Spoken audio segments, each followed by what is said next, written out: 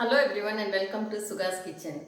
So today I am going to show you a salty savory recipe and a sweet which is for the festival of lights, the Kartika Deepam, which is something like Diwali where we light earthen lamps and we light a lot of lamps. It's very significant here in Yeligiri because they light a lot of lamps, they climb the hill with the lamps, and the highest point in Yeligiri, the Swami Malai Hills, is there's a Shiva temple. So people carry the lamps up to the Shiva temple, and from there I believe they can see the Tiruvannamalai lamp being lit, and it's at that time that the priest lights the lamp in the temple too. So in Yeligiri it's a very significant festival, and even all over South India they light a lot of earthen lamps with wicks dipped in nalladai, that is sesame oil. And for that I'm just showing you a very simple recipe which is in very easy steps. So this is the neyappam or the sweet appam, and this is the morappam or the salty appam. Now what you need for the neyappam is basically raw rice. So you take a measure of raw rice and equal measure of jaggery. I have filtered the jaggery because there are sticks and stones in the jaggery here manufactured in Yeligiri. But if you buy the organic one, just take a measure, equal measure. Then wash the rice nicely, soak it in water for about 3 hours, and then grind it to a consistency with just plain water. Don't add the jaggery and grind, because once you add the jaggery, the rice will not grind properly. So you add the rice into your small mixie like this. Into your small mixie, add a little bit of water and grind it till you get a texture, a running texture like this. At that point, you add the jaggery and a banana and a pinch of ginger. So blend it all together till you get this consistency.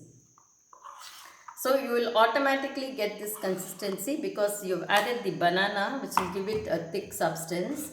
Then you add cardamom powder, coconut, which is cut into thin strips and fried in ghee. So that is also added to this. And then once you put it into this mold and deep fry it, you will get the sweet appam.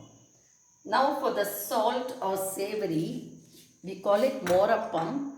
What you have to do is take 1 measure of raw rice, 3/4 measure of urad dal, wash it nicely and soak it in water for 3 hours. Then grind it nicely with a little bit of beaten curd. So this is sour curd. Don't use water, use curd and grind it till you get this kind of dosa dough consistency. Then you add salt, hing, salt to your taste, a little bit of hing, and just coconuts cut into thin strips and chilies cut into thin strips. So these can be left for half an hour after grinding. Then what you do is you put it into this mold.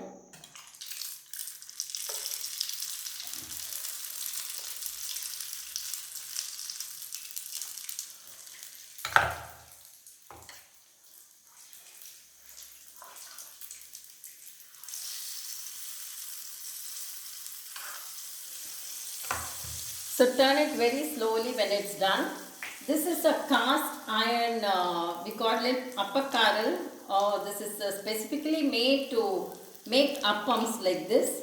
And it comes out like you get in different sizes, some with 4 and some with 8 and some with 16. Here in the village, they call this kuripaniyaram, and they like kind of make it in stone vessels also like this. I mean the same appakaral they have in stone and they make it by the roadside. But we always use urad dal, rice and a little bit of curd. That's why we call it morappam. So that is the savory variety. So once it's done, it just turns over like this.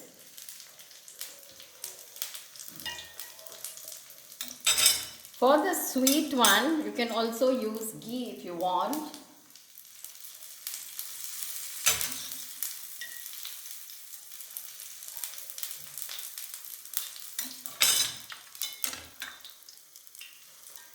So this is done. I'm just draining it out. The more appam, it has a slightly sour taste because of the curd.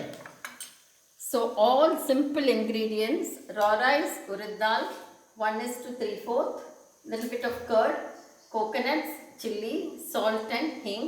And for this raw rice, it has to be ground in water, plain water, till you get this consistency, and then add the jaggery, a banana and ginger. Then fry coconuts and add cardamom powder. Very simple, very easy to make. Try it out tomorrow for the festival of lights, the Kartika Deepam. I don't know if I can photograph what they are doing here in the temple. Switched off the gas because here they don't much like to be photographed. So when the ladies climb up the hill with lamps in their hands, it's a very amazing sight, and I would like to photograph and put it in the post, but I'll find out. We don't want to hurt their sentiments. So if they give me permission, I'll definitely share it with you. Thank you.